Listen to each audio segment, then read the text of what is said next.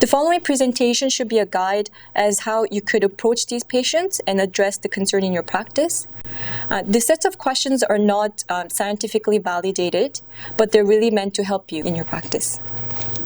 And you can pick the questions that you feel are the most appropriate and incorporate them in your practice as you feel necessary. The key aspect on addressing prescription drug abuse with this patient involves non-judgmental discussion, and the conversation should be carried in an engaging and empathetic manner. So we'll be having a short role play on what are some questions that could be asked to address the issues of prescription drug abuse in pregnancy. And here we have Carolyn, who will be representing a pregnant woman who just found out that she's pregnant. So congratulations on your pregnancy. When did you find out that you're pregnant? Last weekend. My period was about a week late, so I took a home pregnancy test and it was positive. Oh, great. How has your pregnancy been so far? Everything's been pretty good so far. Perfect. So as part of a routine prenatal screening, we'll be going through a set of questionnaire.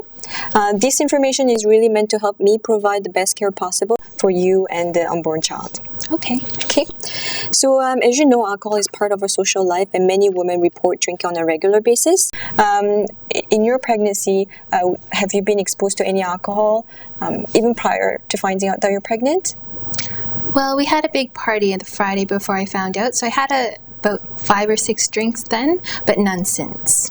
So just a one-time exposure? Mm-hmm. Okay. So as you know, alcohol has been associated to cause fetal alcohol spectrum disorder, which involves a lot of behavioral problems, cognitive delays such as low IQ, poor memory, poor decision making, and in severe cases, physical malformation as well. So it's very important that you abstain alcohol in your pregnancy. And any cigarette smoking? About a half pack now, but I cut down from a whole pack. Well, that's great. So as you know, cigarette has also been associated with many adverse effects, such as an increased risk for miscarriages. If a woman continues to smoke, there has been an increased risk for low birth weight, preterm delivery, and increased risk for SIDS, like a lot of adverse effects. So it's best if you can cut down on your use. We wouldn't recommend you to quit cold turkey because it'll be very stressful on your body, but just cut down gradually as you feel comfortable, and eventually quitting will be the best.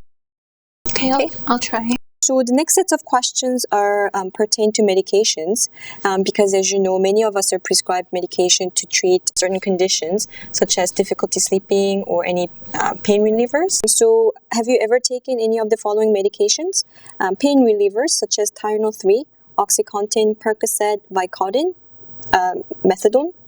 Well, I was prescribed Percocet last year for pain after a car accident. Okay, so we'll come back to that later. Any sedatives, sleeping pills that you took, such as Valium, Seropax, Ativan, Xanax? No.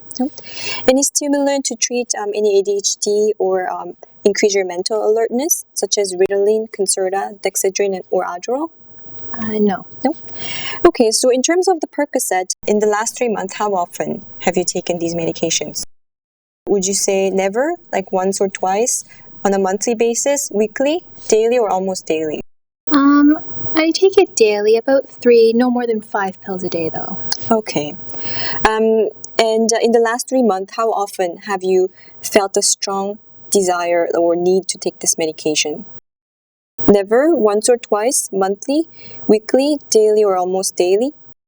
Maybe once or twice. So as you know, a lot of medication come with side effects, and of course these ones come with a lot of different side effects that could impact your daily functioning. During the last 3 months, how often have you had difficulty completing a task, such as driving a car because of the use? So never, once or twice, monthly, weekly, daily, or almost daily? I would say never. Okay. And has a friend or any relative been worried about your use in the last 3 months? My boyfriend expressed some concern a couple months ago. Okay. And were there any time when you tried to cut down or stop to use, but you found it very difficult?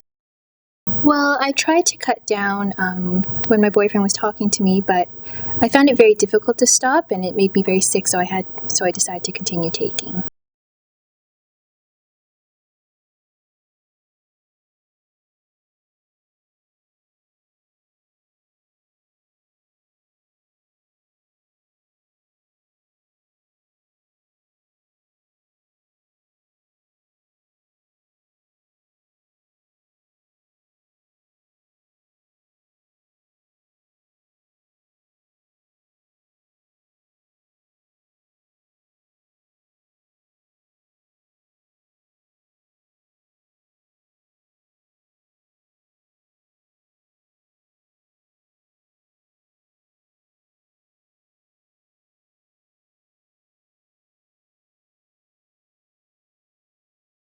Some of the answers that she provided in this role play should warrant further discussions.